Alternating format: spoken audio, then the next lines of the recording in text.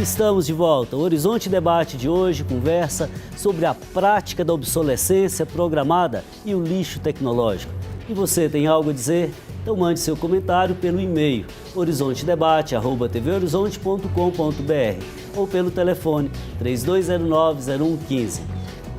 Para você que está chegando agora, eu recebo no estúdio o economista e professor do Instituto de Educação Continuada da PUC Minas, Sérgio Birchall, o coordenador do curso de Design de Produto da UENG, Paulo Miranda, e o químico e diretor da Emily Reciclagem de Eletrônicos, Ricardo Newton Pinto Vieira.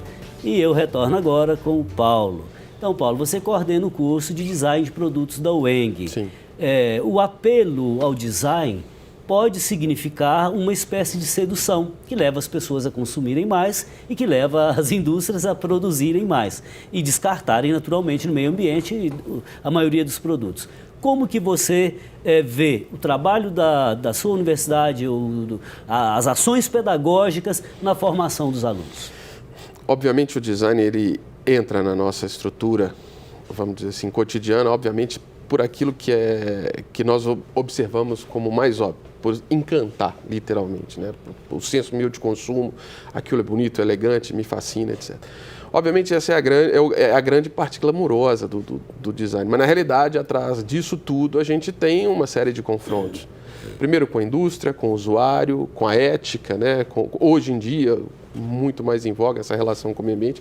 Então, dentro do nosso curso, a gente procura explorar um pouquinho de cada uma dessas áreas, onde a gente começa Agora, a balancear essas vamos falar do glamour depois da ética. Quando você fala do glamour, aquilo que era glamour na década de 70, hoje é uma marmota. É verdade. Por exemplo, a Brasília era um carro lindo. Eu achava maravilhoso na década de 70. Hoje, quando eu vejo, se é que ainda há, é uma marmota. Então, aquilo que é glamour hoje, será que as pessoas se dão conta disso? Que, vamos dizer assim, a própria moda passa muito rápido, né? Eu acho que a moda passa cada vez mais rápido, né? Quando a gente não falava de design industrial, propriamente dito, e no passado a gente lidava como... Eu poderia dizer que no Brasil, principalmente, a gente dava uma mão à indústria. Hoje a gente troca um pouco ali as posições. A engenharia sobrepunha uma certa época o design. Hoje o design começa a sobrepor a engenharia, né?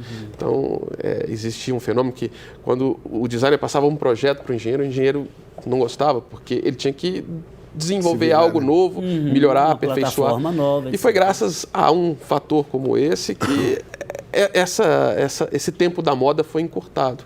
Hoje o designer já olha para a moda para projetar um carro de amanhã.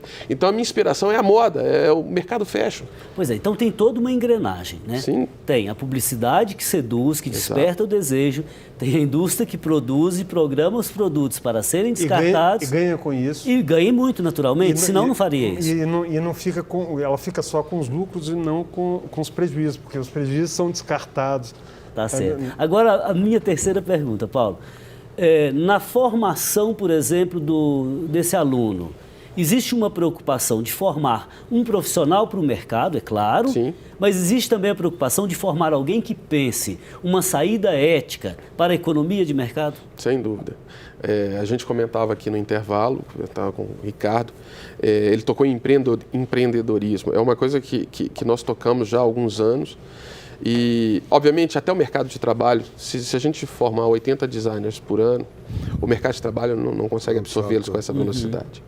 E alguns se perdem, eles deixam de atuar na área e, como a velocidade das coisas, da informação correm, como a gente vê hoje, rapidamente ele se torna obsoleto. Em termos de informações, etc. E uma das coisas que nós incentivamos é a questão do empreendedorismo. Ele pode ser o gestor do próprio negócio, da própria competência. E, obviamente, voltado para esse meio... Pois é, olha bem o que eu estou pensando aqui. Se eu estiver equivocado, pode dizer. Então, imagine você, se as universidades vão formando profissionais para gerirem o próprio negócio, para serem empreendedores, então eles já vão fugindo isoladamente, individualmente, dessa lógica que abarca todo mundo.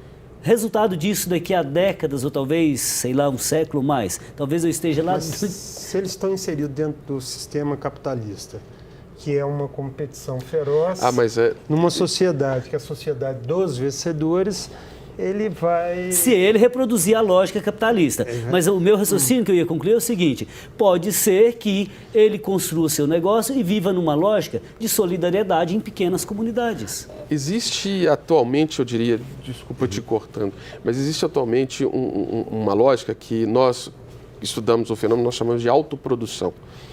Muitos desses profissionais, eu vou falar que isso começou a embrionar, inclusive na Europa.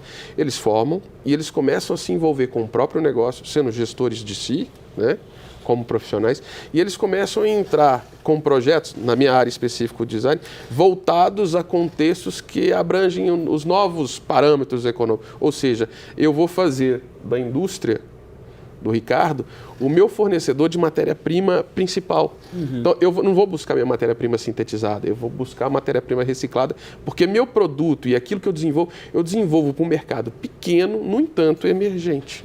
Hoje, por exemplo, eu vou passar a palavra para o Ricardo, que você está falando muito, tá bom? Ok. Democraticamente. Bom, desculpe.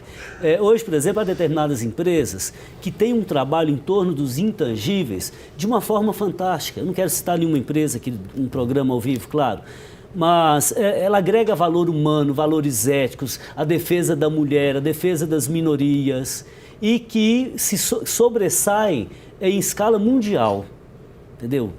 Em escala mundial. Como que o senhor vê isso, Ricardo?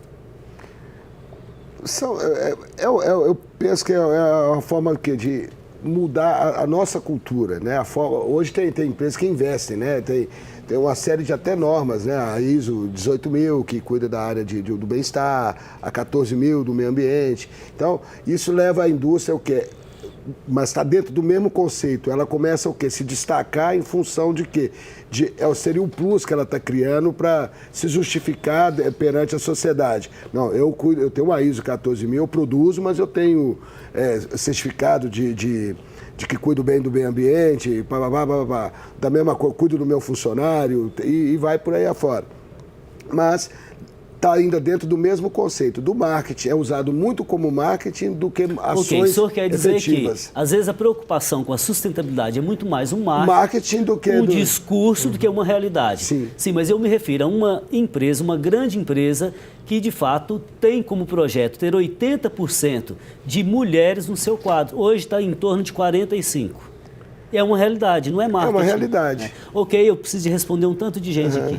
A Ana Johansen participa conosco e diz assim: penso que se os produtos fossem feitos para não durar, deveriam ser mais baratos. Cobram caro por aparelhos que, em alguns meses, se tornam ultrapassados. Também há a cultura de querer sempre o novo, o que é sinal de status, mesmo que não se usem todos os recursos. O ser humano é seduzido pelo novo, Sérgio? Com certeza. A gente se cansa das coisas? A gente se cansa das coisas, a gente quer saber, quer mais, quer a curiosidade da gente. Isso não é um grande problema. Eu acho que é a forma como a gente lida com isso é que é... Santo Agostinho falava assim, olha, fizeste-nos para vós, Senhor, e o nosso coração está irrequieto, enquanto não repousar em vós. Ou seja, nas entrelinhas ele quer dizer, eu posso consumir todos os produtos desse mundo, mas há algo que vai além disso, é metafísico. Né? Ana Johansen, obrigado pela sua participação. O Euler dos Santos diz assim: tem muita gente boba, usa para mostrar que um aparelho é de última geração. Às vezes a culpa pode ser dos pais por causa da educação, porque não formaram bem seus filhos. Vamos abrir o olho, pessoal. Bom, ele também tem suas razões com relação à educação, né? É o que a gente está comentando, a questão da relação com os produtos é como se fosse paixão. A paixão era aquele fogo e depois não vira amor, vira só paixão. Então todo dia tem uma paixão nova. Né? Ou a gente tem que voltar o quê? Para passar a marra. Né? Ok. Bom, Euler dos Santos, obrigado pela sua participação. Tenho que interromper agora a nossa conversa para encerrar mais este bloco. Mas antes, tem um recado. A Catedral Cristo Rei terá uma praça especialmente dedicada à família. No espaço será possível realizar celebrações como a Missa da Unidade, Torcida de Deus e muitos outros encontros que vão reunir o povo de Deus.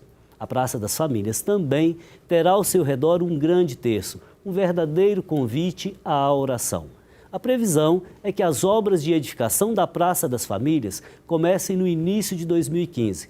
Faça parte você também deste importante projeto e tenha seu nome ou de seus familiares eternizado em uma das contas do Terço das Famílias. Então ligue 3209-3559 ou acesse catedralcristoreibh.com.br. Faça parte você também.